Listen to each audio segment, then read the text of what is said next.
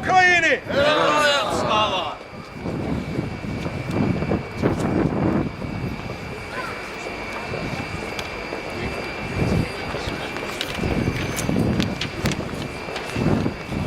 Now I will read out the Minister for Europe, David Lidington, MP, speaking at the Organisation for Security and Cooperation in Europe, Ministerial Council in Kiev on 5th of December. The Minister for Europe, David Lidington, MP, reaffirmed the UK's government's strong support for the OSCE and the organisation's comprehensive approach to security, stability and conflict prevention, underpinned by a respect for human rights and fundamental freedoms. Mr Lidington, MP, encouraged all participating states to renew efforts to make progress on protracted conflicts. The Minister said it was essential that all parties remain calm and avoid actions that could cause the situation to escalate or restrict personal freedoms. He noted that the eyes of the world were on Ukraine and would continue to be so after the close of the OSCE ministerial.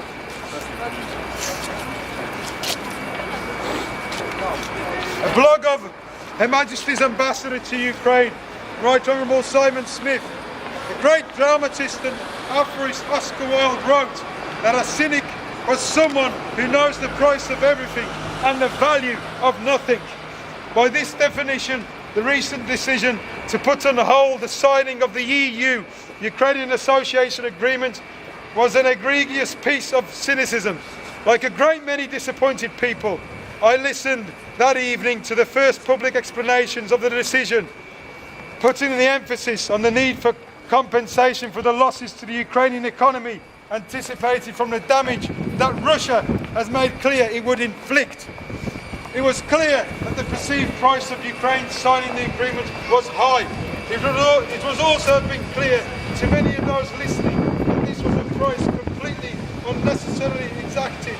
One might even say extorted.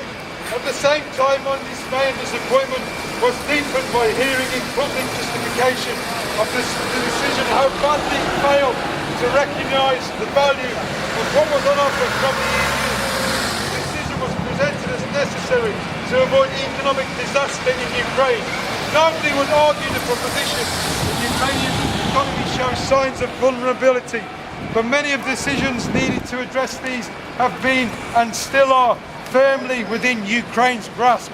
The need for urgent and significant steps to improve performance and stimulate growth was already obvious.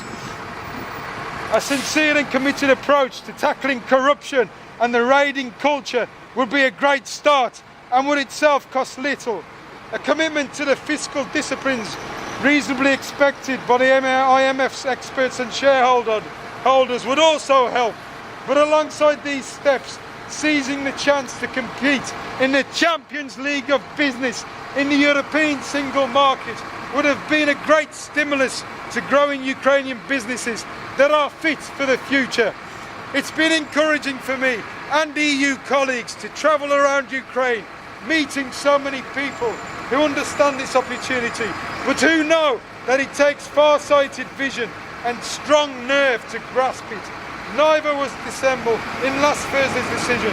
It was a triumph over cynicism, over hope and confidence in the future. A statement by the UK Foreign Secretary, the Right Honourable William Hague.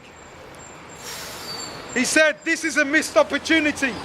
The UK remains committed to Ukraine's European future, to a closer relationship with Ukraine and to the signature of the association agreement. The agreement presents the best opportunity for Ukraine to modernise and transform its institutions and economy and build a more prosperous and stable future for the Ukrainian people. The door remains open and signature is in Ukraine's hands. The EU's relationship with the countries of Eastern Partnership is an important one and is greatly valued by the United Kingdom. Association agreements with countries of the Eastern Partnership are good for the European Union, good for the Eastern Partnership and good for the wider region.